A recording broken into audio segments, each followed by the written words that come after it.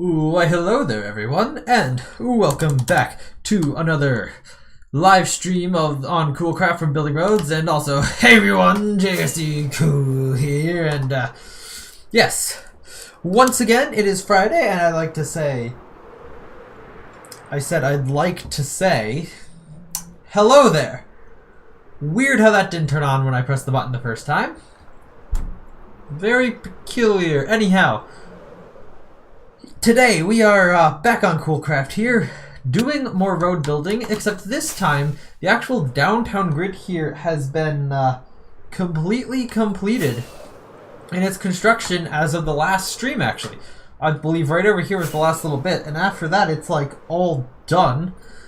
Well, specifically for the grid here in downtown. I mean, looks like there was a... I don't know if we'll ever expand out of downtown here. Like, Jared Cole's area is over here, and it doesn't look like he ever planned to connect up to this, so we may have to make this intersection here not be connected out that way. But anyhow, that's not what we're here to worry about today. Today we're going to start construction on the final part of the roads here that has to do with this. And also the corresponding one over there, then the ones over there, which is the highway system that's going to be going right down the center of the... it's not really the center, but right through downtown here, making these blocks unsuitable for skyscrapers, which is kind of annoying, but means that's going to be a lot less effort to build the buildings that actually go there.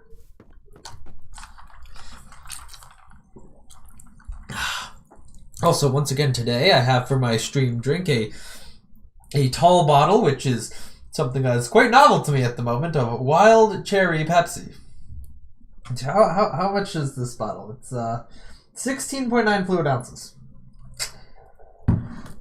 which is more than the 12 fluid ounce bottles of the normal size. These things are just really tall and thin, though.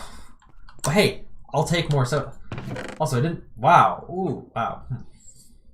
Okay, I did not actually expect... Okay, let me... Before I get started on the stream, actually, are these things broken at all? Because, like, sometimes if this thing runs and the chunks get unloaded, despite the fact there's a chunk loader right there, it breaks. This side seems to be fine right now. Oh, and here it goes. Oh, this might start lagging in a second. No, actually, this just kind of lagged. Okay, Sodium's actually doing a great job right now, then, because in vanilla, I will lag when this thing runs. That was such an example, though. Let's quickly check this side.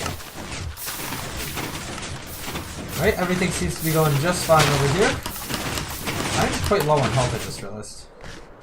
All about half health. Yeah, this thing is currently trying to replenish... No, this thing is replenishing cobblestone, that's what it is. That's why I'm not lagging, because the tree growing apparatus isn't running. It's this cobblestone... Wait, is it? Hang on, I'm confused all of a sudden. Because... the cobblestone generator isn't running. Oh no, it is the trees. Okay, so we just needed more fuel. What is the cobblestone situation looking like currently? It's actually pretty good, okay. Wow, yeah, Sodium did a real good job of optimizing that. I haven't had Sodium on frequently recently. Oh wow, we're also lighting up a lot of furnaces. Okay, that's interesting. But yeah, anyhow, let's actually get to building this thing. But yeah, I haven't had Sodium on frequently recently because I do have this issue with it. I think I mentioned this last week maybe, where I think some sort of, I feel like it's a memory leak after like many hours of being online. I'll suddenly load some new chunks and start lagging the hell out of it. I don't know why. I don't know what's going up with that. Maybe some sort of caching system is just going terribly. I don't know. Anyhow, and there's a TNT blast from the wood. Alright. I taste the cherry. Alright, so I guess kind of step one in this process here is... Oh, don't lag my game out. Is to kind of build up the pillars. Yeah, the explosive removal of terrain from this area a long time ago in the season. Oh yeah, this is what the highway looks like, by the way. Really did not do what we were... really removed a bit of excess material. Okay, it's not that deep. Okay, it's deeper at some sections than others. But I guess we'll just build up from wherever the ground currently is. here for now, just because that'll be easier. I'll mark out each of these things, and then we can go build all the poles and then start building the highway above that.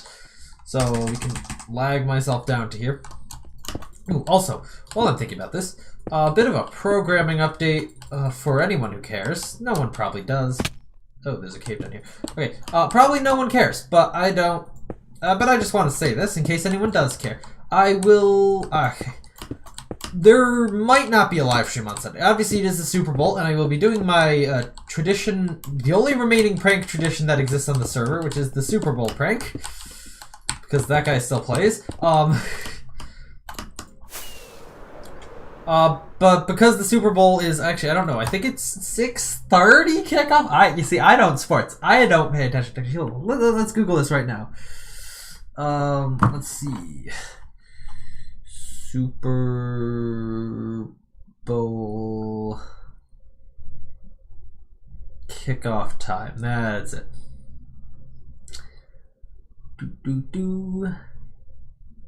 That is not really. Oh, there it is. It was hidden underneath a. Hey, would you like to follow this? Yeah, 6:30. I was right. Ooh, I remember it from the past. Okay, so 6:30, which is obviously half an hour before I usually do the stream, and I don't want to do the live. I think here's the thing. I could do the prank live, which would be an interesting thing, but then JRD Cool could just watch the live stream and it'd ruin the prank. Not to say that he couldn't just bring his laptop with him to the Super Bowl party and then just join the server, but that takes more effort.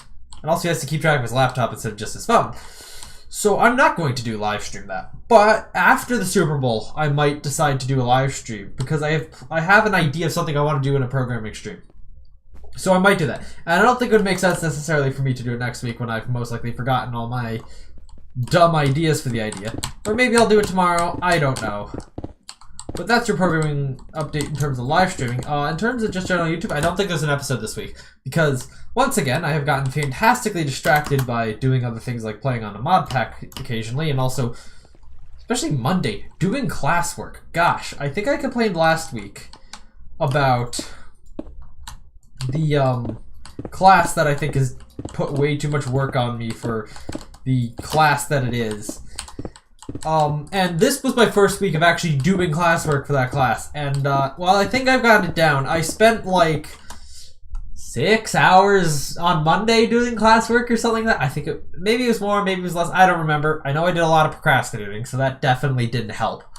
But it was a lot of work because it required me to actually read.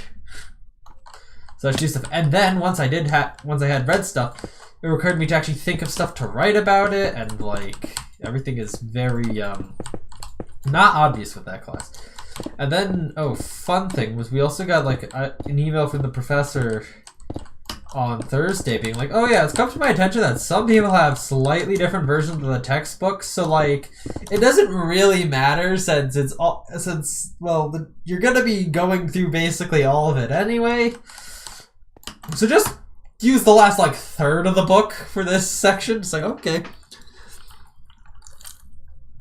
Like, I don't know if I have the specific version that they were referring to there, but I did get the version of the book that was listed in the syllabus specifically with the ISBN, unless eBay or Amazon lied to me, which, to be fair, wouldn't be too surprised if they did.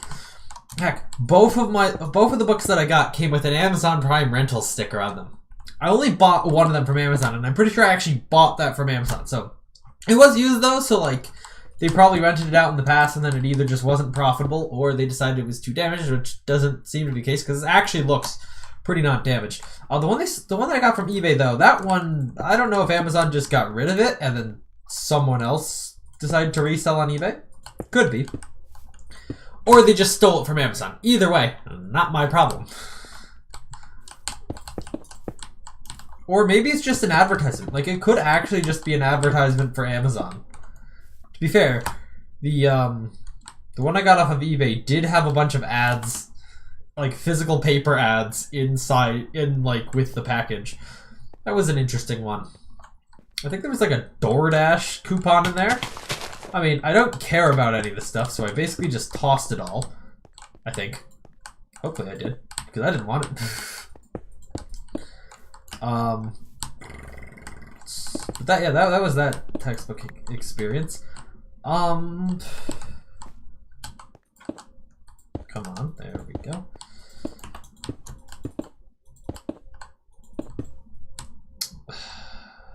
This is a pain to build because I don't have wool blocks on me right now, and I don't really want to deal with this shit. Oh, there we go. There's the blocks I can place shit on. Alright, well that's gonna have to do for that because I don't want to bother with the block in the center. Slab crafting, not what I want to do right now. Anyhow, I'll get to these. Ooh, sorry. Burps. I'll get to those exit ramps later. Here's the next pillar. This one's in the middle of a block that we didn't actually terraform, so that's fun. I don't know if we'll ever actually build buildings here, to be fair. We made downtown bigger than it needed to be. Although, to be fair, we did think Tyler was actually going to play this season so that he would be able to contribute to this, grid. I would say if he's watching, but clearly he's not right now. But, hey. Yeah. That'd be nice if other people played on here. I mean, Jericho has done some stuff on here, but recently he's been a little bit preoccupied with other things. What those things are, I'm not entirely sure. There's going to be another pillar somewhere along here. Heck, we might actually need to terraform this down a bit in order for the highway to go through here.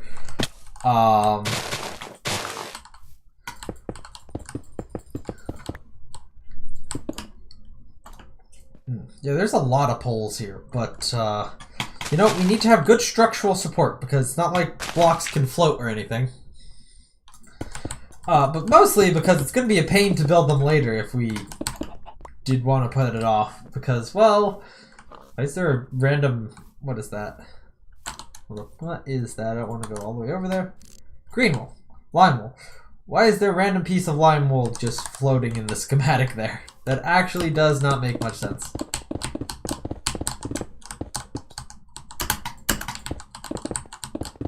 But yeah, I have done other work for that class that we've been talking about here.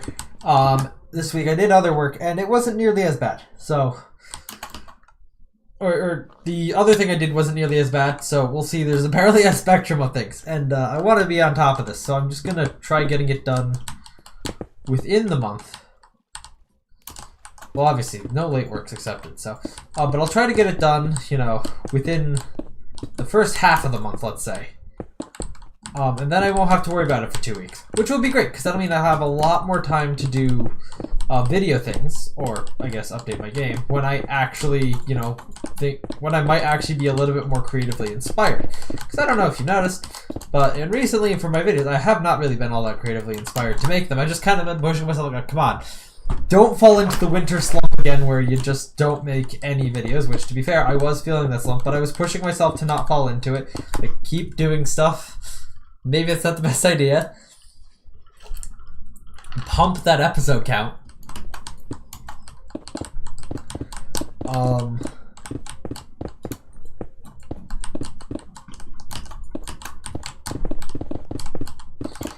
God. I also realized that I've begun moving into my storage system surprisingly late in the system, and I still haven't decorated it, or designed the decorations for it now that I think about it, which I should probably do. Alright, lag, lag, lag, lag, lag, lag. Okay, yeah. There are trees that just go right up into the middle of this road here. Ah, here's where there's a pillar.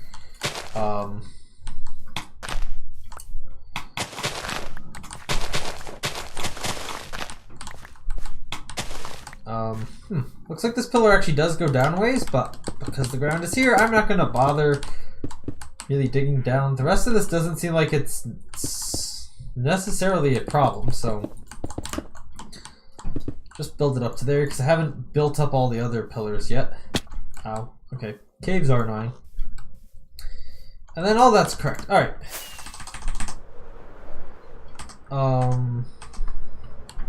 Alright, back to the flat part of the city. Whee! Boop!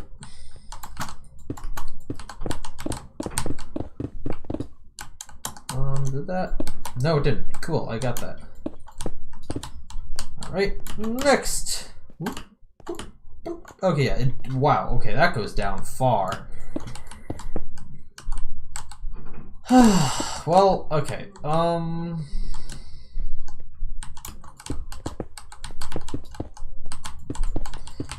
this is a little bit tricky here. Okay.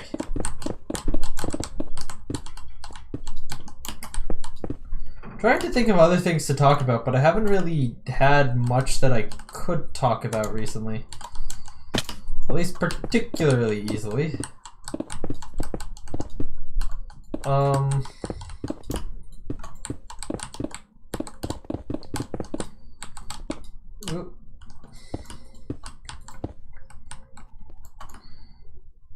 Yeah, no, I don't really have an idea of what I really could be talking about right now. So I haven't really done all that much again within the past week.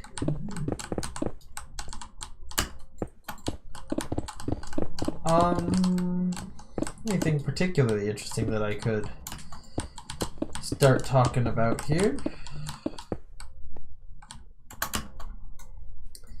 Oh, by the way, the highway's design currently only goes out to about here. It also only apparently goes down to there in the water.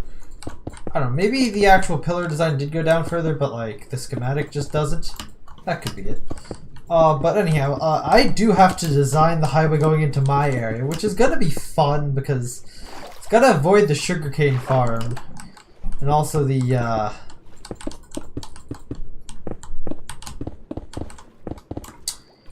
yeah, it's gotta avoid the sugarcane farm and the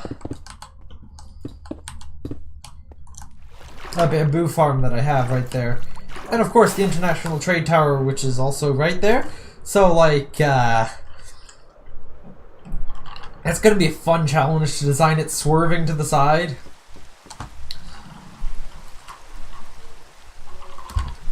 Oh yeah, also, I have messages in chat here about the server backup there. Now, I can explain that actually. I wasn't commenting on why does the server backup keep happening. I was commenting on something else entirely. So, as you may or may not know, Skeleton, I have made, or we have a mod on the server that I made that is connecting a Discord bot to the in-game chat. And of course, these system messages about the backup here also get transmitted to Discord. But recently I've noticed, and I don't know if this is some sort of weird change that Discord's made or what's been going on, the final message in the sequence here says backup in 10 seconds, backup. The backup completed message doesn't get sent to Discord until another message is also being sent. It's like it buffers the message, but then it just forgets to send it until there's another message that also has to be sent, and then it's like, oh right, I was supposed to send this message as well. And like, it's without fail just that message as well.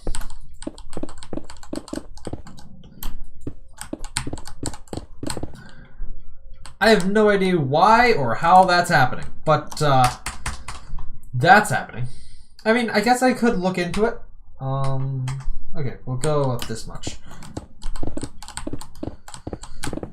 Yeah, I mean, I guess I could look into it, but I don't know what I'd be doing to look into it because, like, I don't know too much about how the API works. I just know that I've used it, like, for this mainly, actually. I used it for something else before, but mostly just for this mod that I made. To be fair, the mod itself does otherwise work just fine. And I probably should put it on more than just my GitHub. Oh well.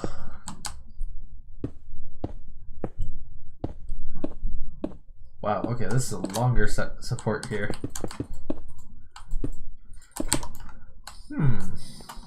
But anyhow. Oh yeah, also something interesting is I've recently actually started working on the next major update to my game, so that's a big woo. Hopefully that's done before May. Hopefully.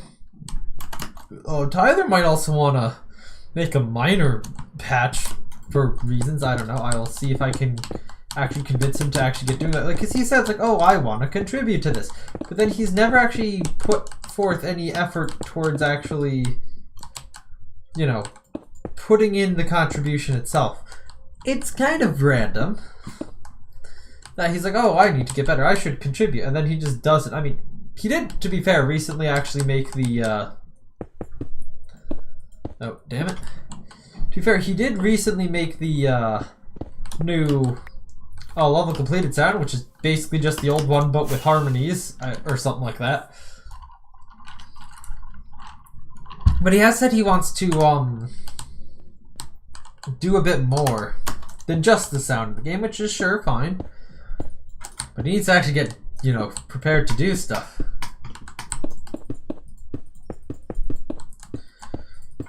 But yeah, so the reason why I kind of started this week is because I was like, oh, I'm feeling like, okay, I kind of have the tools for what I'm doing in the next update, like, ready already. And then, like, this week I was sitting in class, actually. I just thought of, like, a great way to model something that I wanted to do with data structures in the game for this next update. So I was like, okay, okay, I'll get started on it so I can do that. Oh, these cherry trees are going to have to go because the highway's going right through them.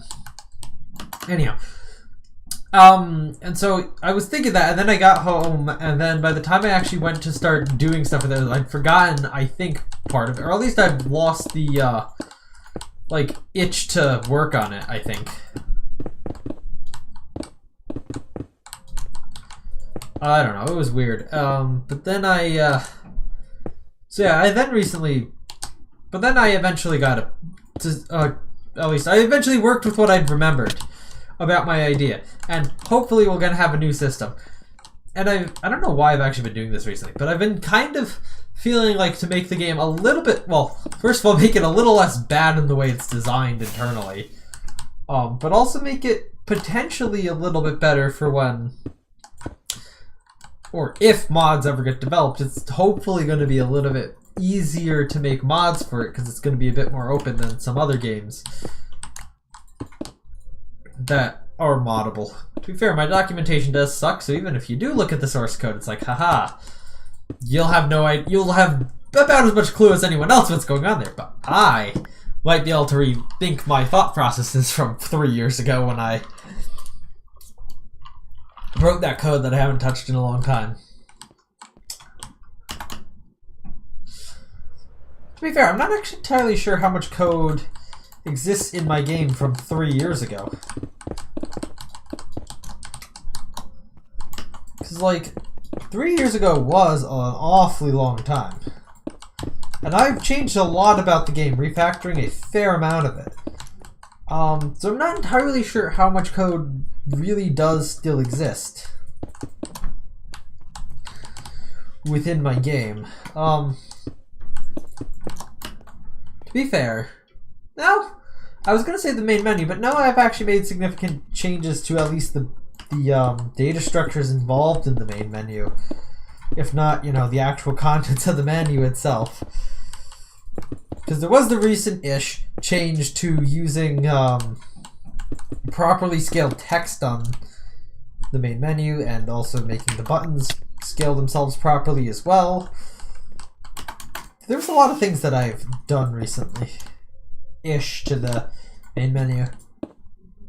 I'm just trying to think of what other parts of the game probably haven't been. Oh yeah, I know something that hasn't been touched, but technically still exists in the game, but hasn't been touched in a long time. The good old pre-tutorial how to play menu. That I don't think has changed. Well, I don't know why it still exists, first of all. I really could remove it, but I'm just not for some reason. But that menu still exists exactly the same as it did when I think when I first implemented it, because I don't think I ever changed any of its page content to be different besides minor tweaks to maybe make it slightly better. So I think if you found a way with maybe a debugger or something like that to get into that menu, it would still look and function the same way it did when it was actually in use.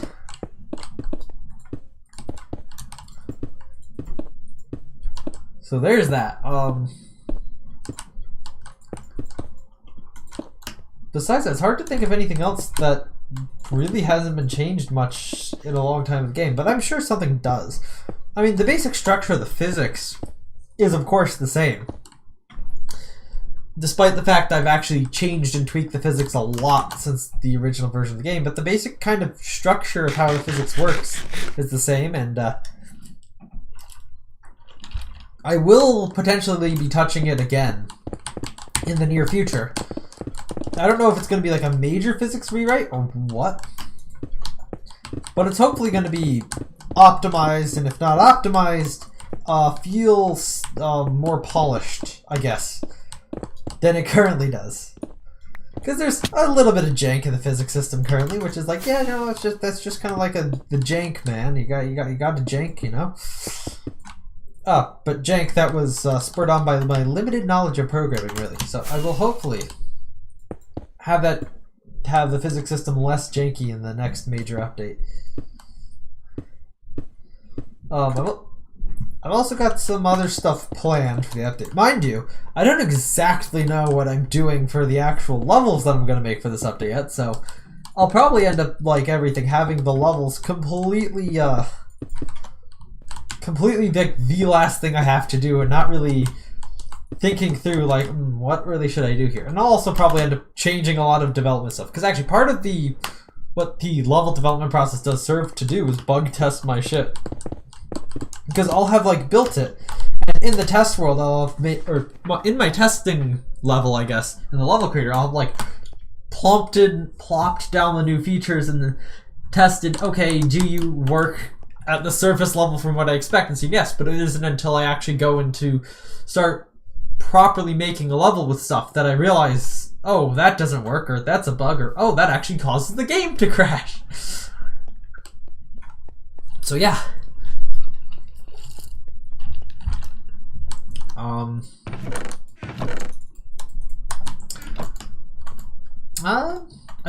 not too sure of what necessarily.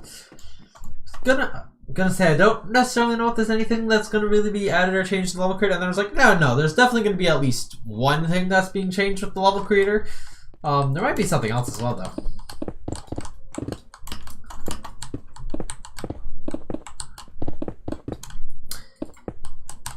But yeah.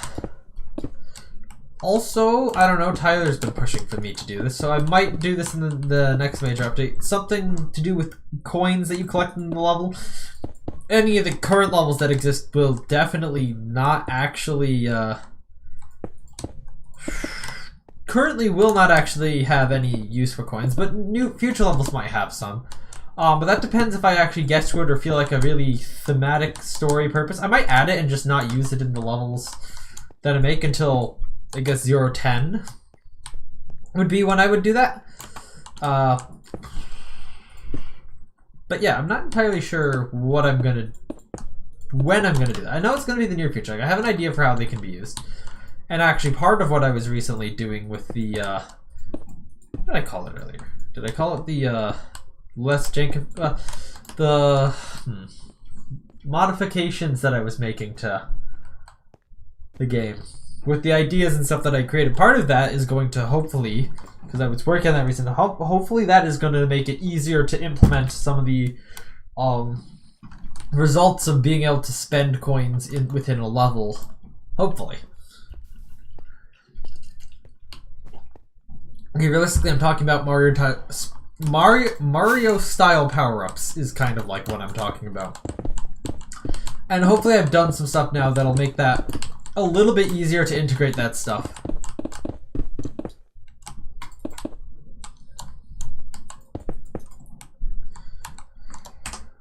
Although I'm not sure. You know, it won't be until I've actually implemented stuff that I'm like, oh yeah, no, maybe that wasn't such a good idea. Or oh no, that doesn't work when the screen changes size. Maybe we don't do that.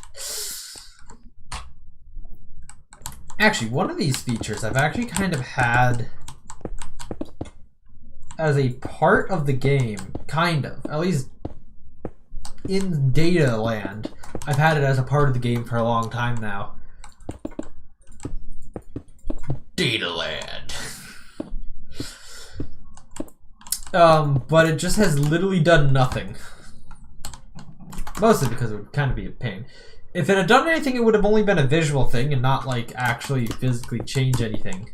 But hey, now hopefully it won't matter because it'll just work. You won't have to change anything and everything will be just great.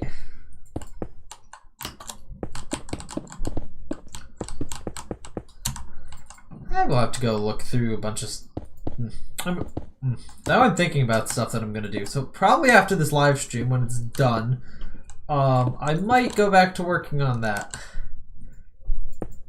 Because, well, okay, realistically, for what I want to try to accomplish right now, there's a lot of, while the actual, like, the fun implementation part of what I want to do right now is just basically sitting there for me to rewrite existing code to work with the new system.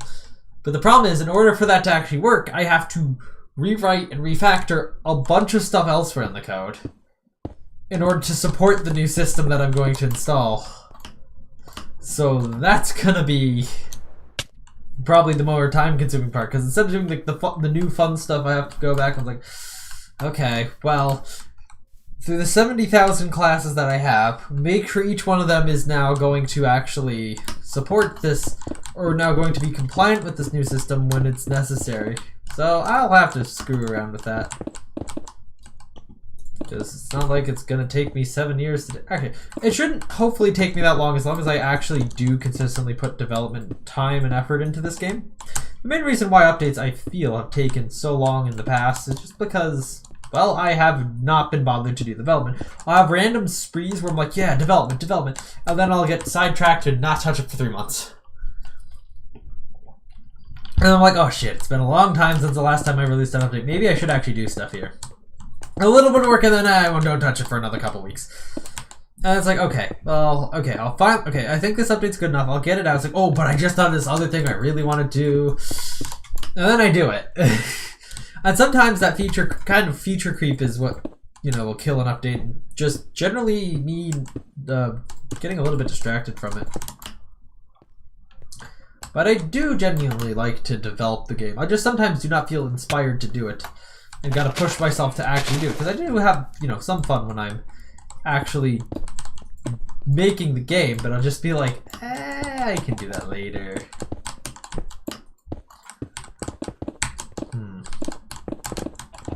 Also remember how, like, the very first time I, like, put out the very first public release of the game, no one downloaded it. That's for sure. But the very first public release, I remember after I released it, I was like, how long did I spend on this? And then I was calculating, okay, if I was paying myself like minimum wage, how much money would this effectively, I would now call it a featureless pile of garbage, actually cost? Because mind you, I think I had one singular level in it. One singular hard-coded level. So it was a decent amount of money. I mean, of course I just did it, you know, free in my, I hadn't had a job at that point, so free in my free time. Was I even old enough? I was old enough to get a job, yeah. But did I actually want to? No, I didn't. I really did not want to.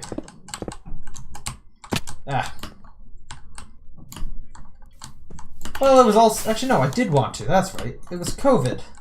Oh, right, that's right, it was COVID. And, you know, people were, you know, wanting help. I was going out, I did go out to, you know, some businesses looking for jobs, and no one was hiring, or if they were, I never got a call back, which is kind of like my experience from hiring. Even if they say, oh yeah, we'll definitely respond to you within, like, well, you'll hear from us by Friday, and then you never hear from them again. It's like, oh well. Anyway.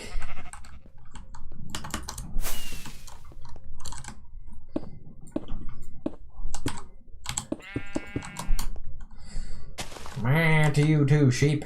Meh.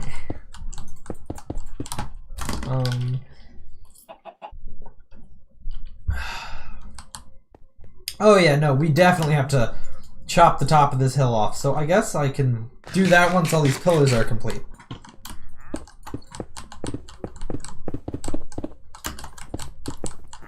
Oh, also, there's something else I can talk about. Yay. So, last week, and I don't remember when during the week, but it was like Monday or something like that. When I woke up, my water cup, which sits right next to a window which is open just a crack because to go nuts with the heating, and also, you know, it's nice to be cooler while you sleep. My cup was basically frozen solid, or at least I could not access any liquid water from the top. Which isn't usually what happens, to be fair, when it gets cold out. Usually it just like mostly freezes around the edges, and then any ice that I had in there also doesn't melt fully. But this time it was basically perfect solid. And I say that because, you know, that was like earlier in the week. It was 54 degrees out today. Maybe it was 58, I don't know. Either way, it was freaking hot. So,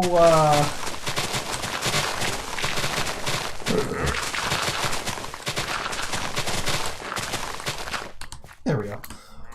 So yeah, that was fun, you know.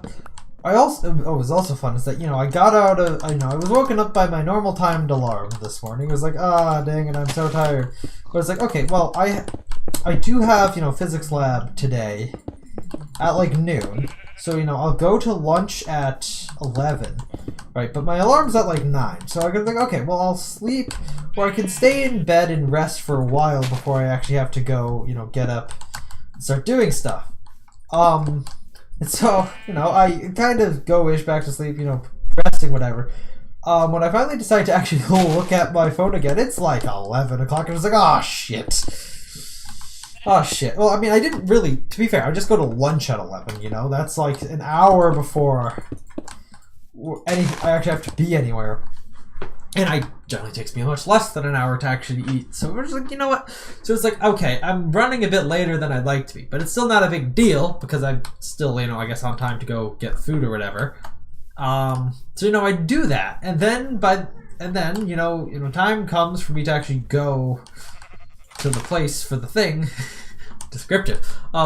And yeah, I then realized, and then I was like, okay, so there's no one around, so I was like, okay, let me see if I missed an email or something, or if everyone else is just deciding to be a little bit later, because, to be fair, last week they didn't let us in until exactly noon, despite the fact that the professor was definitely in the room. So I was like, okay, because I don't want to sign into my school's email on my phone because, well, mostly because, you know, separation of personal and, you know, school, work, business, or whatever. And also because recently I've heard that if you accidentally press, or maybe purposely press, a specific option when you sign in, they can remotely wipe your device. For security purposes or whatever. But that's something that, like, you probably don't realize. If you've signed into a work or school account on your phone, and you've like during the sign-in process selected yes, I want to be able to have full synchronization or whatever, you have technically given the school's administration the ability to just remotely wipe your device without notice at any time. Now, whether or not they actually will ever do this, especially if it's a school, I'd say they probably wouldn't do this ever. Nor should they do it ever. The danger really becomes not that they would ever do it themselves, is one, if a employee who's about to be fired goes rogue and decides to cause as much damage as possible, or two, if they get hacked and the hacker wants to cause as much damage as possible, your stuff is gone because you didn't do that. So I don't know if my school does anything like that, but I'm not taking chances now that I know that's a thing. Oh, there we go. So, yeah, you've been warned. But so yeah, I remoted into my desktop computer where I could just look at it in a web browser. Okay, cool. I got adequate sound on me. And at 7 a.m., email came in from the professor. Sorry, canceling class today. I'm not feeling well. It's like, so I got out of bed, kind of rushed down to get food, and then went there for no reason. At least it was warm out, so the walk wasn't terrible. Actually, and you know, before I left, I did left here. I did, you know, look at the temperature and see that it was quite warm. So I was like, okay, I won't even bother putting on anything heavy. You know, just like a sweatshirt. And I even just took that off on my way back here because I was like, okay, I'm actually kind of hot right now. And then, yeah, mind you, the professor did give us work to do at home, which isn't the same as the work we would have done in person, which is fun. I think I still got to print that stuff out to turn in next week. So, you know, I did that. I did my normal, otherwise routine, I guess, that I'm doing on Fridays nowadays, which is doing whatever homework I have left over from the week. Oh, to be fair, actually, now that I think about it, there is another homework. It's technically not due this week, I think. I think it's due next week, if I remember correctly. But I do have a homework for another class that I guess I could do. So I didn't do everything. Yeah, but then I decided to actually do some stuff on Coolcraft for a while. I don't know why I'm just going through my day. That's kind of not necessary. But anyway, that's what I did. That's what I was doing today. I did stuff on Coolcraft for a while, and then I did other stuff. And oh boy, it was hot today. Well, hot for February. You know, I think I saw that it was like record high for February 9th. Which, to be fair, I do think weather where you can comfortably wear short sleeves and t-shirts, or shorts and t-shirt outside in February is pretty hot. And you know, this is compared to like last year, where you know, there was still a bunch of, to be fair, there is still snow on the ground actually. Now that I think about it, there is actually still some piles of snow lying around. Mind you, that's in the shade, but there's still like a pile of snow lying around along a path I walk along to go to or to anything on campus. And I was actually like walked up to it, was like touch. It is still of course cold. It wasn't that cold though. Like goddamn, it is weather for short sleeves and t-shirts. Those are the same thing. Okay, well, you know, it's summer clothes weather, and I could just walk up and touch a pile of snow. What is this, guys? What is this? Seriously. This is what I call global warming now. Like, it is actually getting warmer in February. Like, this is well beyond what should be natural. So, yeah. Just like, you wanted some heavy snow? Because, you know, it's fun and you get your classes canceled or whatever? Well, screw you. That's not happening at all. I don't think that's actually happened at all this year, actually, any class cancellations due to snow. I think there was a class cancellation due to an unrelated to weather power outage. At least I assume the power outage was unrelated to weather. I don't know. I slept through it. I just woke up and was like, hey, my computer's not on. And the Wi-Fi's off. What the hell? Mind you, the power had returned by the time I had woken up. But yeah, then there was like stuff saying, "Oh yeah, hey, the power's out. By the way, no classes in the morning because power's out or whatever."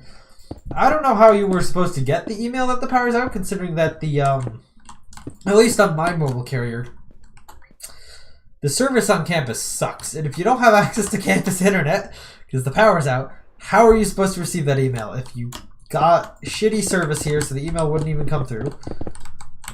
Or maybe you get a notification that, hey, you got mail, but you couldn't actually load the email. It's an email. I know, it's like, how much data does it take to load? But who knows? It apparently would take a lot of data to load. It's surprising the simplest of stuff that somehow has a really large packet size that requires a lot of network speed in order to actually be able to operate. It's like, it's all plain text. There's no images or anything. It's just all plain text, but it's like, no, we need to be contacting all the Microsoft servers and shit. All the Microsoft secure servers that you can use to secure your computer and shit. It's like, okay. Could you not? Like, just load my fucking emails and we'll be good.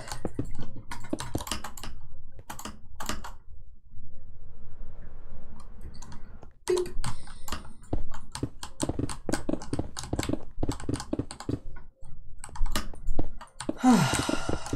Yeah, I don't understand big tech sometimes. It's so confusing. There's something else I guess is kind of old news at this point, but I can still talk about this, I guess. Apple, well, first of all, I just have an intense dislike for Apple as a company. Originally, I had some really stupid reasons for disliking them. It was because their products were expensive. That was the whole reason why I used to not like them. I was like, oh, their products are stupid, expensive, and overpriced. Which, to be fair, they are. They are expensive and overpriced. That's not really the reason why I dislike them now. Because I'm like, whatever. They're expensive, overpriced. They're expensive, overpriced garbage, whatever. People who are, you know, buying them or getting ripped off, whatever. They like getting ripped off, apparently. I don't know. I just have a lot... Now that I'm more of, like, the software developer stuff, I have much different reasons for... Actually, well, okay. After I didn't really get over that feeling, I still kind of... After I got over the whole they're expensive thing, I still didn't like Apple, but I didn't really have a good reason. And then it was like, oh yeah, repairability became my reason for not liking them. Which, to be fair, they are, I mean, maybe getting a little better at that, but they don't want to be getting better, that's for sure. And now I have even more reasons that I'm, you know, actually good doing, you know, software development stuff. Because Apple's just a terrible company, a terrible platform to actually develop shit for. Especially on iOS, which is like, oh, so terrible. Because one, you need a Mac to develop for an iPhone. That is the first major problem. Oh, cool. We're done. We're done with all these supports. Yay! Time to take down the tree. Yeah, so that's the first problem. But then it's like they're crazy, stupid, restrictive stuff. When the EU is like, no, you have to allow people to be able to install apps from other sources, they're like, okay, but we still have to improve those other sources, and now any app that uses those other sources has to pay us a money per install fee. Because that'll make people want to develop for our platform. I mean, you know, obviously the App Store still exists without that stupid stuff, but like, no, that's not the point of it. Like, if you weren't a monopoly before for just having the App Store is the only way, allowing other ways, but still allowing other ways for people to install apps, and then having an iron grip where they're forced to pay your exorbitant fees.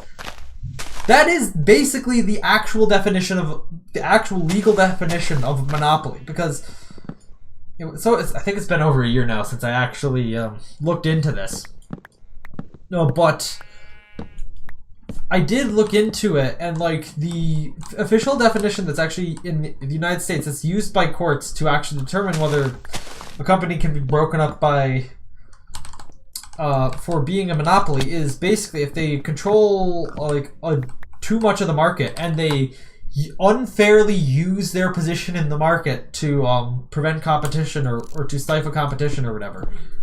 That is the actual term that is generally, or that is the actual test that is generally applied, which technically doesn't, and actually the reason why specifically tech companies generally are, despite obviously being monopolistic, don't actually,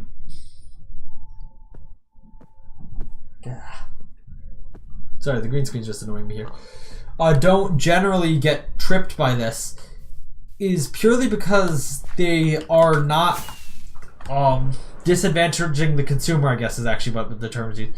So it harms the consumer. Oh, God, what was it actually? So it's like they're a large part. They control like a large majority of the market, and they use their position to stifle competition and hurt consumers, and hurt the ability for consumers to be able to buy stuff or whatever. That's the basic deal. But because, like, Google obviously is kind of a monopoly in search and stuff, but because their products are free, they technically don't violate the law because they're not making the consumer, or they're not making it harder for the consumers to obtain their goods and services because they're free. But specifically, and I guess with the App Store, there are weird arguments. I don't know how they've literally gotten away with this, but they were kind of a monopoly within the platform, but then they're arguing like, well, technically we're not a monopoly because you could buy another type of phone. And specifically on Android, I mean on iOS, you kind of have a case where, or you kind of have the case where it's like, okay, well, you can't install apps from anywhere but the App Store. But on Android, you can install apps from wherever the heck you want. Maybe some people say it's hard to do that, which I scratch my head at because, like, how is that hard? You go into settings, you turn one option on to allow stuff to be installed from external sources, which is really easy to do, to be fair. I mean, I understand why it exists, because otherwise, people would just download random files off the internet and install them, and hey, all your information's been stolen. all your passwords, everything been sent to the hackers. But it is literally just one option. You press, you just tap it and it's turned on, and then you can install whatever the fuck you want on your Android phone. You don't have to necessarily go from Google Play, although you probably will because there's no really real viable app stores. But you don't have to go through Google Play. On iOS, you have to go to the App Store. Somehow that's not been classified as a monopoly. I don't know why. But with Apple's new stupid rules, that is basically like going to trip the definition of the market, because at that point you are a monopoly on your platform, and you are at that point, because I mean it could be argued with the App Store that, well, you're not, despite the exorbitant fees, kind of industry standard though on all platforms. And it also is like, well, you're not really abusing your position. I mean, hey, you're kind of lightening up on some of the like lesser developers, whatnot, because they've been trying to do that.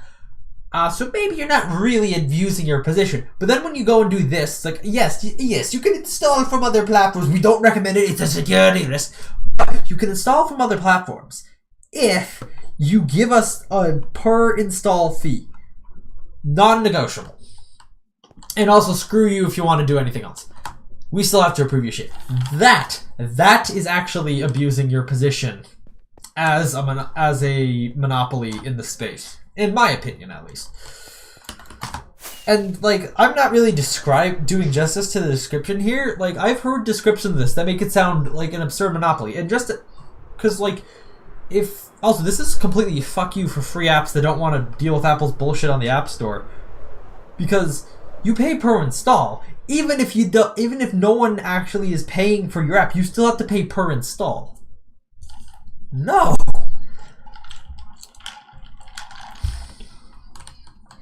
And that's just why I hate Apple with the App Store. Why did that tree just unload? Apple does more than just screw people over with the App Store. They also, there's also just developing for macOS also just kind of sucks. Because one, their compiler does some weird shit with your code to make it more Mac-like or whatever. Of course, Apple collects data on every time you launch a program. It'll send that information to Apple, like, oh, you just launched a program, yada, yada, yada. And if their servers are down, you just can't launch it. But if you're disconnected from the internet, you can launch it. That is a weird quirk of Apple devices that isn't necessarily present in other operating systems. I would say there are certainly programs on Windows that will tell Microsoft that you're using them, whether or not you give them diagnostic data from your device or not. But just because an executable exists on Windows doesn't mean it's actually going to be relaying that information back to Microsoft that it is in fact going to be or that you are in fact using that software. And obviously certainly not on Linux because, well, it's Linux there. But yeah, executable files on Windows are significantly less, well, obviously they don't do much. The files are way too simple so that unless you specifically embed shit to them, it's mostly just like a file header so the operating system knows that this file can be executed, and then it's just like the code that can be executed. Oh yes, I gotta get rid of these trees. Yeah, macOS, because their executables aren't really a file, it's a folder that can be executed, because that's like a way that programs can work somehow. Ooh, what's this lag spike here? Is that the thing I'm talking about with sodium? Anyhow, yeah. And then also, because to prevent viruses and bullshit, you can't, in order to actually run a program on macOS, it needs to be assigned executable.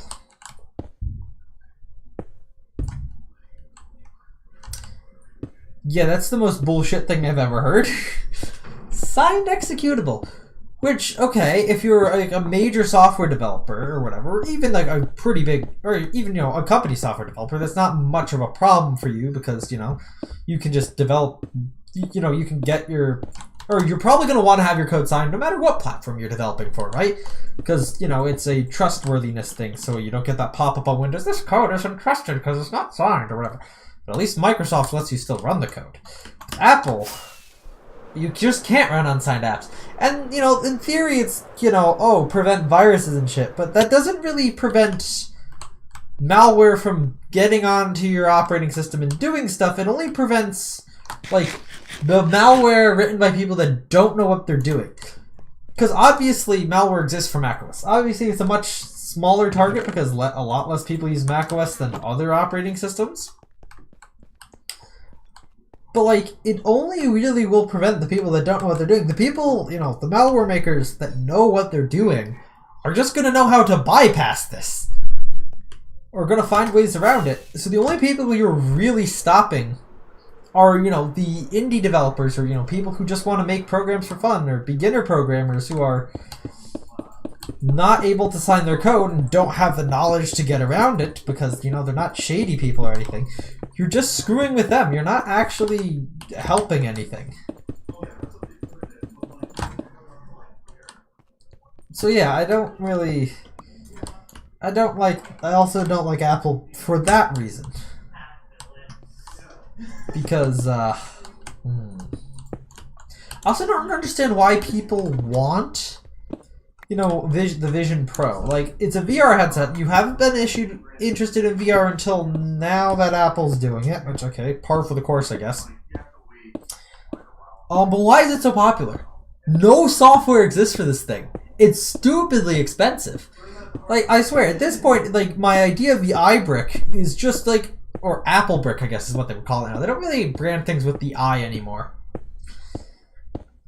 But yeah, the Apple Brick, which is just a white, like a glossy white brick that costs $10,000. I feel like they could. It is literally just a brick.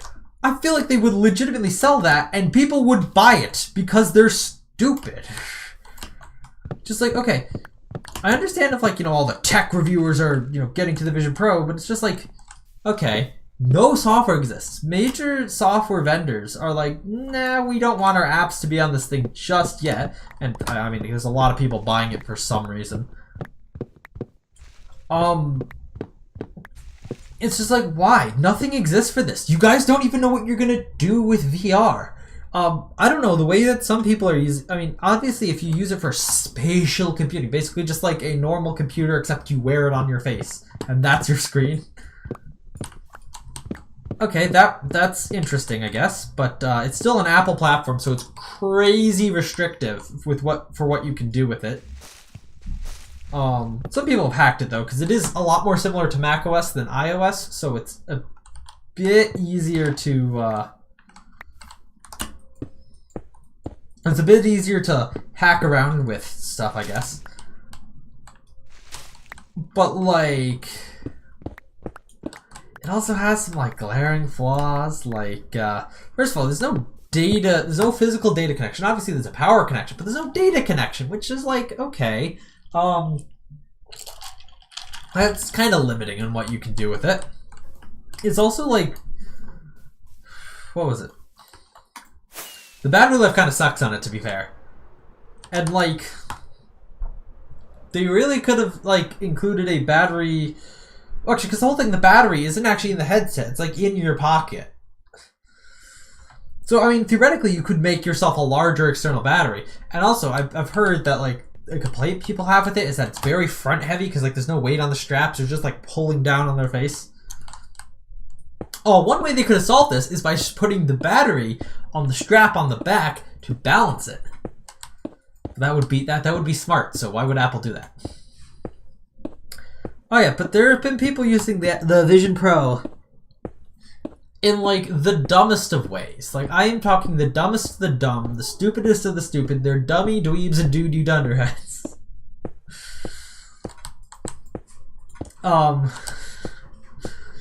So I saw a video of one guy who was wearing it while driving for reasons.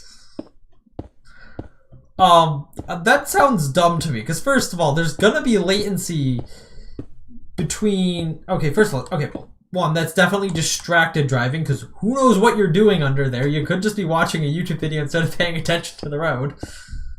Although they would have to be, oh well, you probably have internet access, let's be real. But also, you know, there is definitely latency between, you know, physically outside of the device or what's happening outside of the device and what you're doing on the inside. And a lag spike could be catastrophic when you're behind the fucking wheel of a car. Also could be a little bit nauseating. Let's see, what else is the issues? Resolution-based issues, because obviously real life has infinite resolution for your eyes. When you're driving, you know, you kind of need that resolution to be able to kind of tell what's going on ahead of you.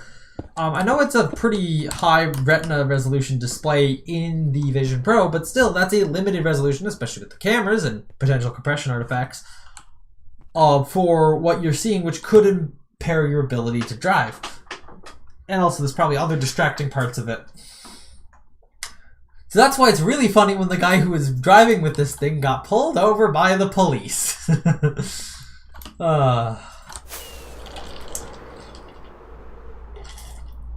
gonna get... Yeah, John... Yeah, for obvious reasons, that's definitely illegal. I would be fucking terrified if I was trying to drive with that thing on. Or if I was in the car where the driver was wearing one of those. I mean, maybe someday it won't be illegal to, you know, drive with a Vision Pro on your face. But today it is, for obvious reasons. Probably just consider distracted driving, to be fair. I don't know if there's, like, a specific crime besides driving that's being distracted while driving. Or maybe just being, like, an idiot on the road. But, like, yeah, don't drive if you're wearing a Vision Pro. That is kind of a bad move. Yeah, I just would not trust anyone like that. I'd be scared to be near that person on the road. Oh, there have also been a whole bunch of people who are complaining that, oh no, my eyes are like hurting after or my eyes need like 15 minutes to readjust to real life after it's like, okay, well, you're okay, that's probably a you problem because, you know, people have done VR before and it hasn't had these problems. So I don't know if that's just you being like, whoa, reality is much higher definition than I remember, or what. But it's just like, that's probably not going to be a very common thing.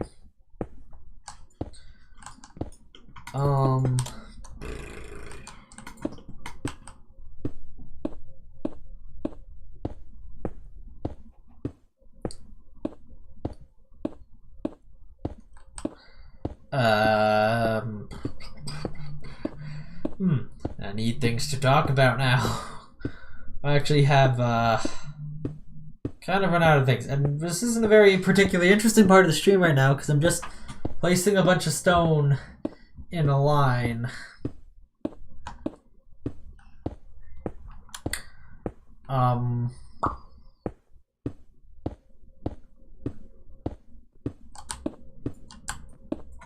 Crap.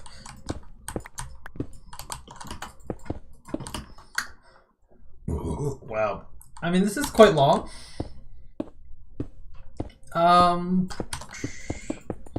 Cool, so glad I could quickly place blocks across. Yeah, I don't really, let's see. Have I gotten any notification from Twitch yet? No. No Twitch notifications. Oh, cool. There's a 90% chance of rain tomorrow, and it's still gonna be like 50 degrees out. Great.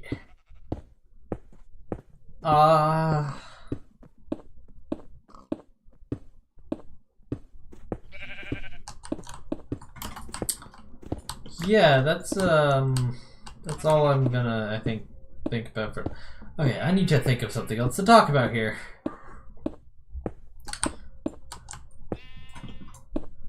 Let's see.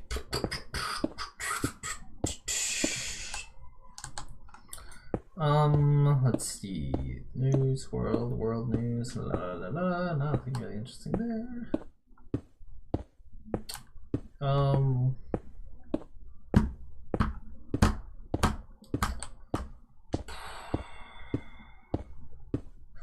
Man, I'm always thinking about random things that I could talk about, but then today, you know, you just I get on the stream and it's just like, I can't think of anything right now to think about.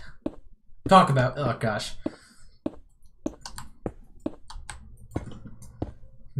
These pillars are very evenly spaced. And also space at the correct distance where I like run out of blocks right at the pillars for some reason every single time. Wonder how many blocks long this whole thing is. Oh, cool. We're almost done. It's like 32 blocks between every pillar. There's a lot of pillars here. And this is just one section of the highway. I think Jared Cool planned his own section out this way. Tyler's talked a lot about doing a highway in the past, but it's never actually ever done crap towards building the highway. And I have, well, and I haven't even designed what's going through my section yet. So let's see. Slash distance from right here. And we'll quickly fly to the other end of this, because this is a really long road.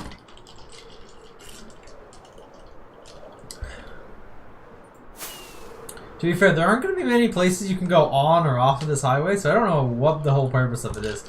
Besides, you know, it's a city. Interstate going right through the city. I also haven't really thought of doing residential buildings. Most of my buildings are industrial. To right here. Alright. 640-ish blocks. That's a lot of blocks. And now we gotta do that again. Yeah, I have enough blocks on me for this. Also, actually, something else I want to do is like this river that goes right in here. I kind of want to turn it into a bit of a canal going through the city here.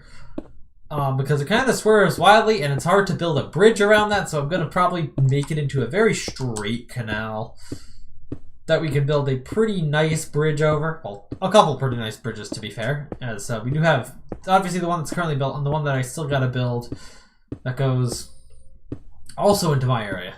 And that this, so then the bridge that I'm currently building right now, the highway bridge, and then the two road bridges are the three ways that you can get from downtown into my area by road, I guess. There will eventually be a subway whenever Jared Cool gets around to building it. He designed a subway map, but he hasn't built anything of it yet. He has built some stuff in his area. Like, he has a storage system now, but he hasn't really played on the server in a couple weeks.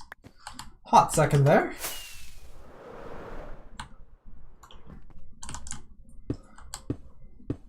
But yeah, so that's just that. Yeah, I'd also like, with not having a video to put out this week, I would also just like to say that, hey, I have made it, I guess, through the winter slump that has cropped up in the past for videos, where I have actually continued to regularly produce videos throughout the winter. Oh, I still got, I'm just thinking about it, I still got to do that 1 year using an ARC GPU video. Probably should do that soon, because that's something that is getting less and less time less and less on time at this point. It's been like a few weeks since I really should have done that. I should have done that before I got back to school, but then I kind of was lazy-ish with actually currently producing the videos. Oh well. Content hasn't, the internal content of that video probably hasn't really changed much since then. It's not really gonna change much, I don't think. Because, let's just spoil the video right now. Things have gotten a lot better since I got the card, and in fact, most issues aren't an issue anymore. There probably are some, but I just don't encounter them anymore. Fair, I haven't really played Satisfactory since I got a ton of crashes in it, but that was a development experimental build, so hopefully they've fixed it. That's actually another thing. Satisfactory is going to 1.0 this year. I don't know if I'm necessarily gonna how much I'm gonna check it out. I will check it out at some point, obviously. But something I could do is if I could rope Jared Cool in and maybe get some other people or whatever. Could do a Satisfactory playthrough on stream. That would be a fun thing to do.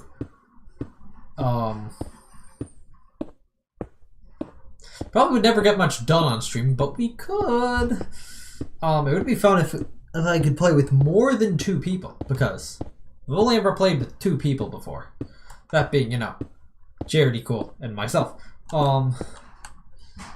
But I don't really know anyone else who has the game, so that would, to be fair, probably be a bit harder than I'd think. Actually, another game that's theoretically going into 1.0 this year would be Scrap Mechanic, although they were supposed to go to 1.0 last year, but then they didn't. To be fair, they are a lot closer now to releasing than they were last year, because they're apparently done. They haven't released a dev blog in over 6 months. And I think they're just working on game optimizations and polishment now, which is something they've never really done before. I hope they do keep producing updates for the game after its full release. Because that'd be great, you know, not like finished product, we never touch it again.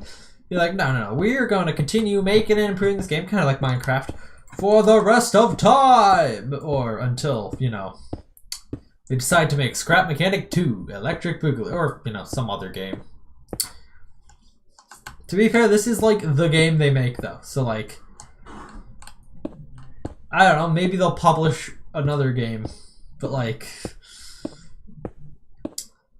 I would hope they put enough effort into this game where they're like, you know, we need to continue to just develop and improve this game for time to come. Because they made their own custom physics engine, which, from some experience in my game, that is quite impressive.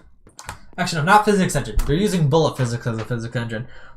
Own rest of the game engine that uses game engine, which is, you know, does all the stuff, input handling, rendering, logic and all that shit. They made that all themselves, apparently. Because they were using, I believe, the open source game rendering engine prior to the current system. But it was, like, really bad, apparently. Or just didn't work for their purposes. So they went to, like, okay, we're gonna need something that's specific to what we're doing. So we're going to do it right. Or so we're gonna make our own engine that we can tweak however we want, whenever we need. No middleware developers, no having to rely on someone else to, you know, do stuff with it. And to be fair, I think it has worked out quite well for them.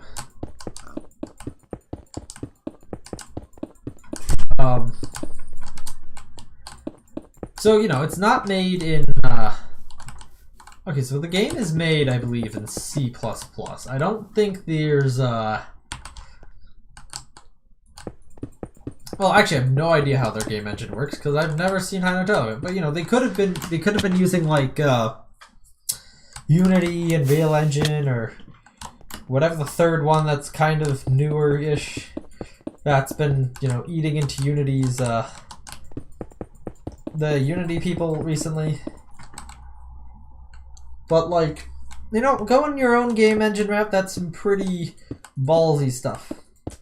And maybe they've done it in a really cool way, because actually, one of the main things with issues with Unreal Engine is Unreal Engine does actually have its own garbage collector. Despite being primarily a C++ driven game engine, it has a garbage collector in it. So, you know, garbage collectors, not impossible to do with C++.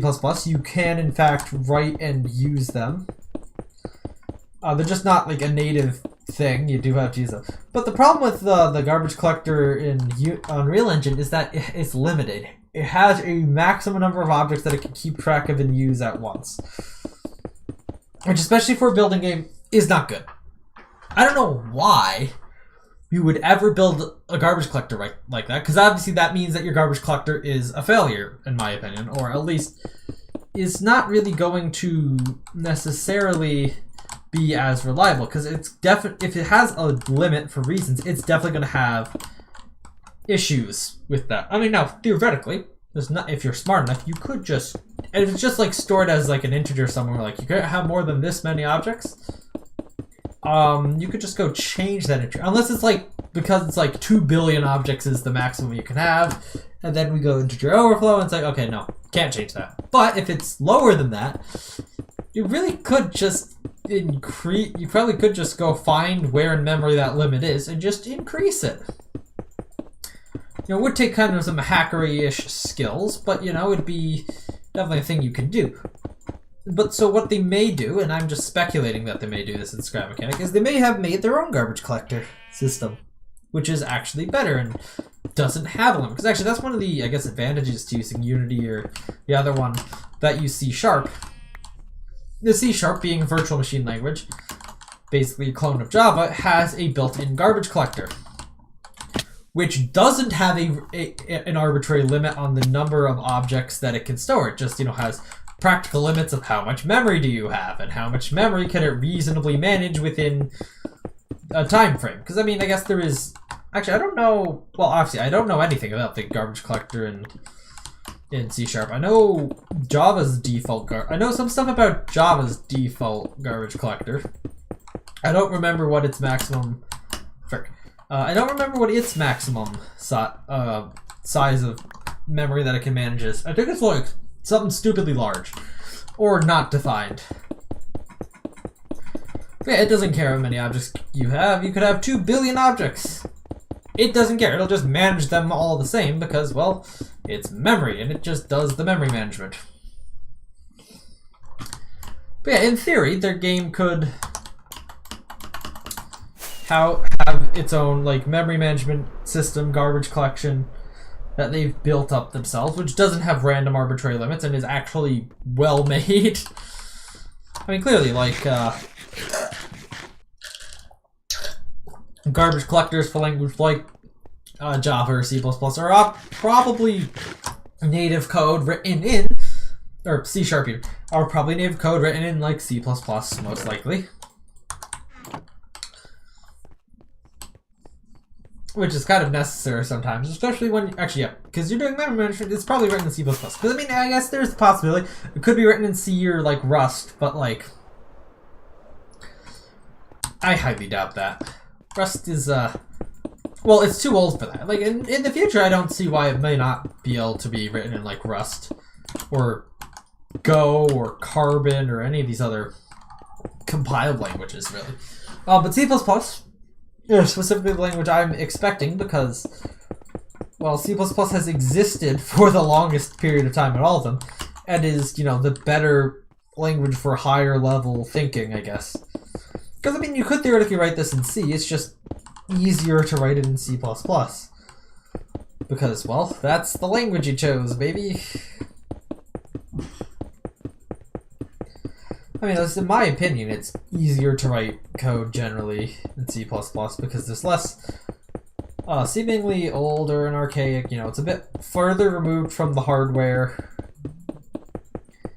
You get to make your own mistakes and stuff. There's higher level concepts that are involved, like classes and whatnot. Syntax is a little weird, but that's fine. Let me think.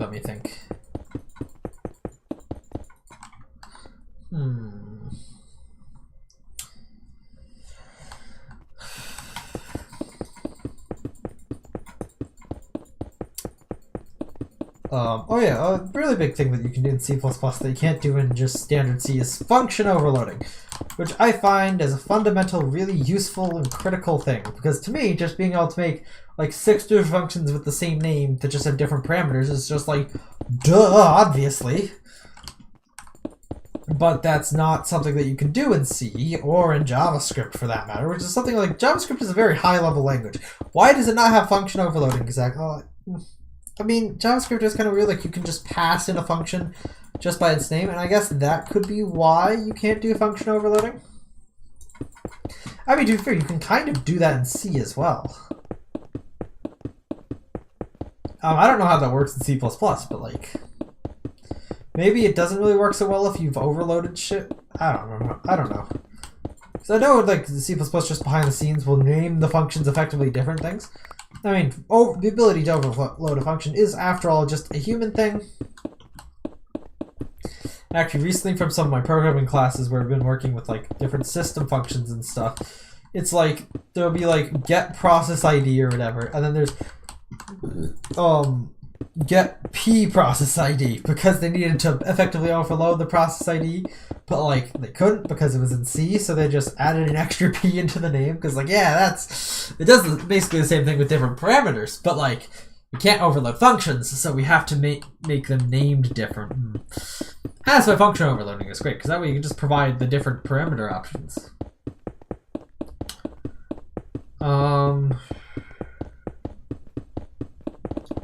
Yes, this is... Yeah, it's much faster. Now that we've got the... now that we've actually got started with the actual road deck here, it's actually much faster to build it like this.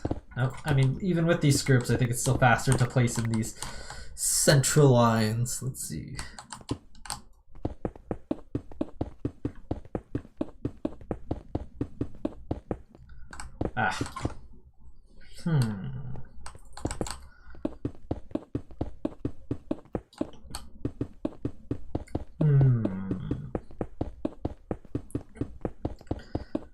Let's see.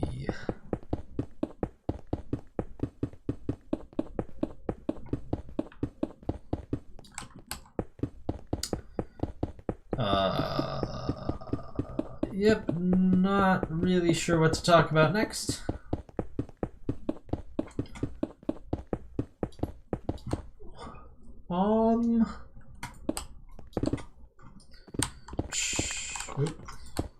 Pig.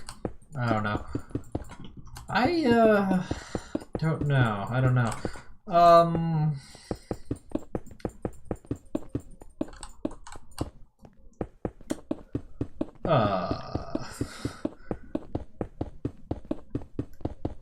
Think of things to talk about.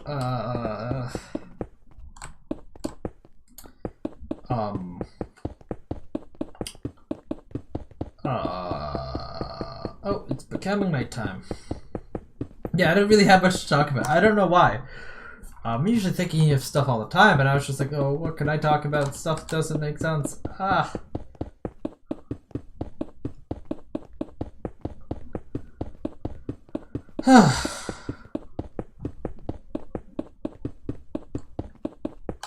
Yay, we've got to the end of another line. Woo! Very long strips of stone. Okay, actually, once we get back, I do have to take a piss, so I will go do that. Hopefully shouldn't take too long. So yeah, actually, I will go to the bathroom, and I will be right back.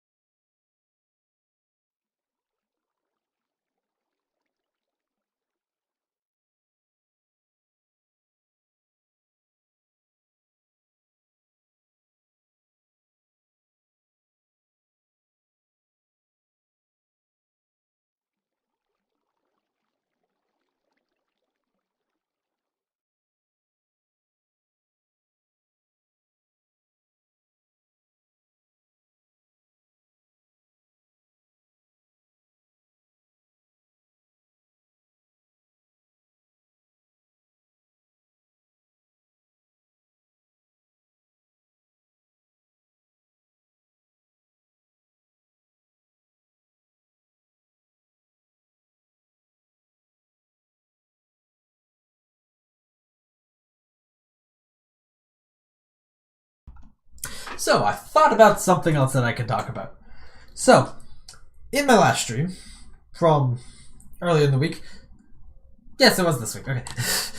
I briefly mentioned something tangentially in the stream as I was just flying around the world, which relates to how chunk loading works in Minecraft now versus how it used to work back before 1.14. So the it's kind of like a weird thing about synchronization of render distance between the client and the server is, and I don't know why Mojang decided to do it this way. But so like right now you cannot see the my PreStream shop over there, despite the fact, and you know that's because it's outside of render distance right now. But here's the thing: the server has a render distance of, I believe, 12 set, whatever the default is, versus I have a render distance of 20 set. So, you know, logically, obviously, the server's render distance is lower. So obviously, I don't necessarily need to be out. I shouldn't necessarily be seeing it right now because, you know, it's outside the distance the server is willing to display it to me. And, you know, that is true. It is outside the distance the server will display it for me. But the thing is, I was just there, like right now. Hey, here I am to see it. I was, you know, if I just go a few chunks back this way, boop, I was just there. Thing is, that's still within what my client should really be considering its render distance, and so like it's not, obviously it's not going to receive any updates about what's in that chunk from the server, but like it could still display what it thinks is there. And in fact, in Minecraft 1.13, so before Minecraft 1.14, it would in fact still keep displaying what's there if it was within your personal render distance, but not within the server's render distance. And that was actually useful. I used that in Season 1 it was actually useful for me in Season 1 because, like, obviously you'd see, like, a trail of chunks that wouldn't be exactly square from you going back in the direction that you came from. But, like, back in Season 1, before 1.14, my entire base didn't fit within render distance at once. So I would occasionally, if I wanted to see the entire thing at once, I'd have to just quickly fly over to one area to make sure that got loaded, and then fly back to where I was, and then I could see the whole thing, despite the server not actually being able to see that. Which was a very useful feature, because it didn't, you know, put any extra strain on the client, on the server, but my client was still able to render that because those chunks were still in memory from when they were actually within the server's render distance. But for some reason in Minecraft 1.14, they changed it so that doesn't happen anymore, which was really annoying because then I could no longer, while on the server, actually view all of my Season 1 base at once. So like right now, I could probably still see over to my area with my actual render distance, but the server's render distance, which is, to be clear, I could, because simulation distance is different these days, I probably could increase the render distance without any problem, although apparently the render distance does actually, like, include the mobcap processing chunks. So, like, this is weird. If you have, so there's your normal, like, simulation distance, which is all your entity and redstone processing chunks, but in the chunks between or if your render distance is larger than your simulation distance, the chunks between your simulation distance and render distance still load any mobs in them and count those towards the mobcap while not actually processing them. Weird fun fact, but anyhow. Yeah, it is weird how Minecraft changed that.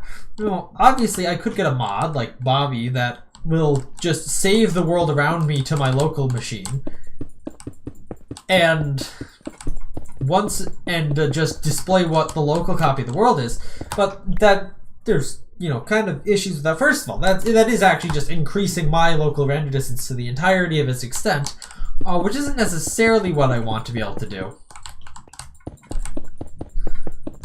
But furthermore, something else that it's doing that I don't necessarily want to do is that's taking up space on my hard drive that I don't necessarily need to have taken up by the current iteration of the world. It's also the case that once we switch seasons, that stuff will no longer be accurate. I have to remember to delete whatever got cached for that. We'll find it first and then delete it. When all I want is an in-memory remembrance of chunks that I've recently loaded, which Minecraft for some reason used to do, but then just stopped in 1.14 for no discernible reason. So, you know, Mojang, if you could please, you know, re-add that to the game, that'd be great. But yeah, the reason why I didn't actually, I guess I never mentioned this. The reason why I'm not increasing the render distance on the server, despite the fact that probably would be fine because it doesn't really load up the server much more compared to increasing the simulation distance these days, is because that would be a significant increase in the amount of network traffic to each client to, you know, send them all the chunk data. You know, it wouldn't be that much more load on the CPU, but on the network it would be a lot more load, especially if more than one player is online. And obviously the network traffic, or the network speeds provided to the location the server exists at by Spectrum is kind of shit, to be fair, for upload. I mean, for download it's real good. Like, if all the clients had to supply the server with all the chunks, that'd be fine, you know? Send away, because that's not really gonna make a difference, but because of, you know, screw Spectrum or not, and their stupid internet speeds for upload, it is not viable or feasible for me to realistically increase the actual,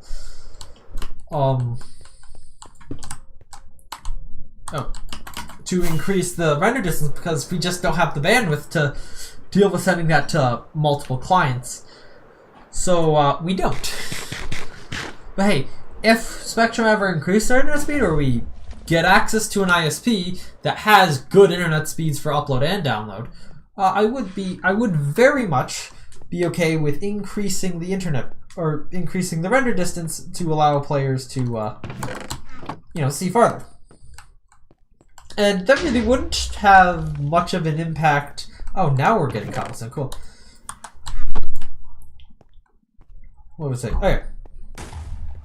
To me, that, oh god, my phone is being laggy. Hold up, I gotta reload the stream on the stream that I'm monitoring here on my phone. But yeah, of course that would, you know, do again the whole mob capped expansion BS.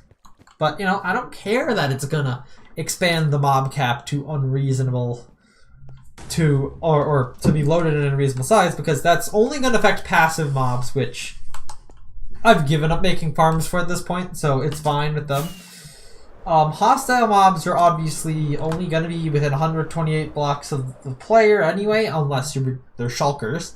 In which case, hopefully there's no shulker farms within their render distance. That would make... Well, no, mob switches would be completely different. Those are based off spawn chunks, not chunks around the player. So that's cool.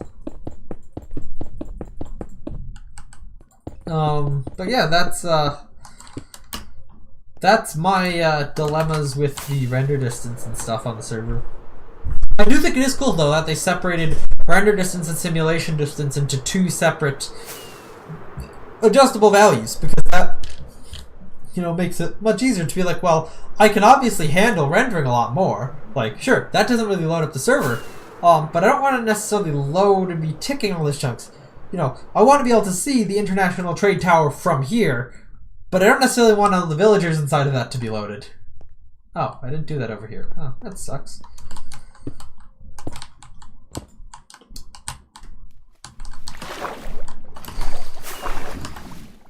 Whoop! Splat. Well, that wasn't too bad.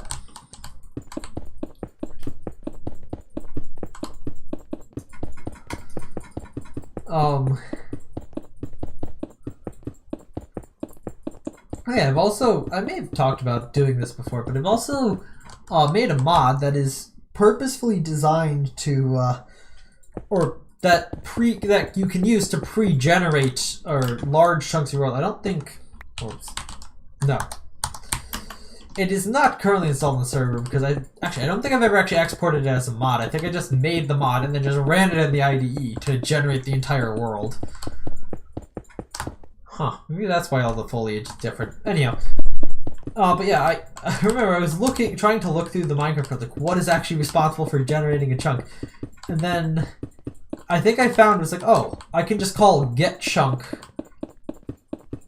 or the world.getChunk method, and that will, if the chunk doesn't exist, generate it. I was like, oh, well, that's incredibly simple. So, you know, you just do that for a large amount of chunks, and then, you know, you got yourself a chunk generation machine, which, to be fair, I'm kind of surprised I haven't, like, I was looking for mods that just did this, because the alternative way I had to doing it was just teleporting myself around the world and making sure to make the game look in all the directions. That took 10 hours for a, like, a 4,000 block by 4,000 block area or something. That took, like, well, maybe it was, I don't remember how big it was, but it was an area that was, you know, relatively, you know, sized or whatever. It still took me 10 hours to run that through as a script, and I couldn't use my computer within that time because, well, it was, you know, it had my Minecraft instance up, and it was typing chat commands in, you know, with a script to teleport me around. Not ideal. So I made the mod that can just do it in the background as the server, so I don't need to be logged in. I can use my PC for other things, and it's, you know, significantly faster. So I could generate an area 4 times the size in the same 10-ish hours. And it actually probably went quicker than that now that I think about it.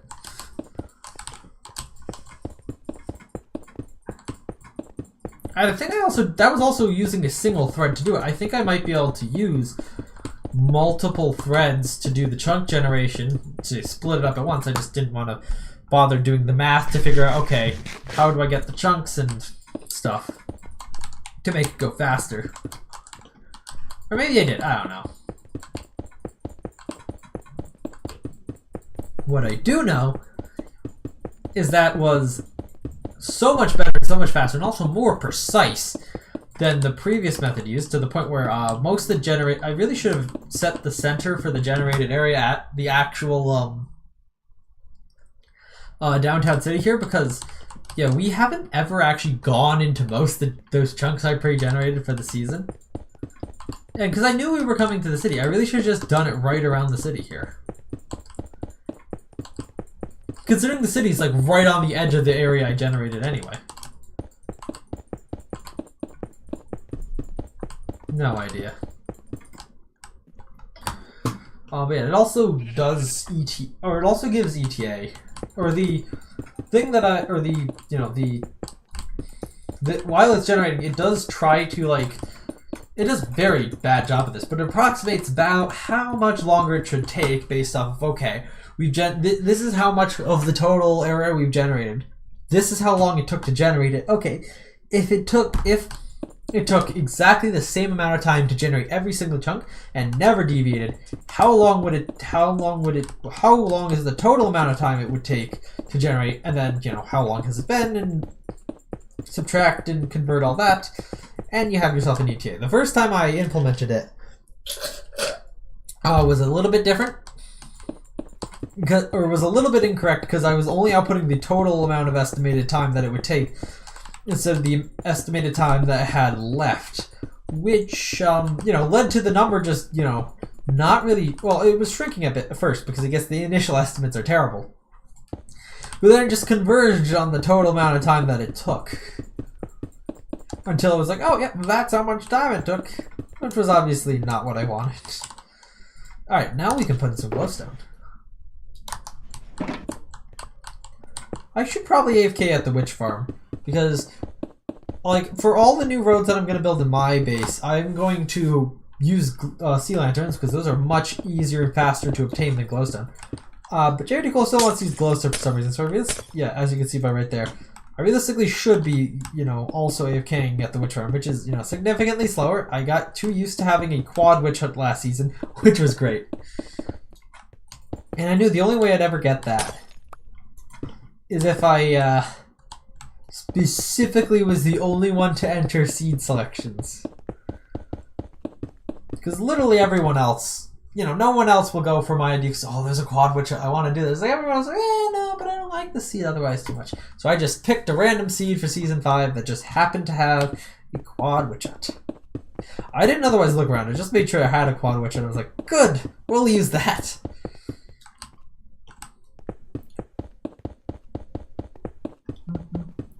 I got a vibration on the phone. It's Wanjo time. Alright, so, yes, the progress that we made today is staggeringly just these poles and then this stuff. To be fair, this is a long distance. I guess I'll finish putting in the glowstone so mobs don't spawn on this. And then I'll be not doing too much else on this today. But hey, I'm going to have to say thank you all for watching. I hope you enjoyed. Please leave a like on the stream on your way out. Also, don't forget to subscribe to the channel. Turn on notifications so you never miss another live stream just like this one. And I will see you all in the next thing that I do. Bye.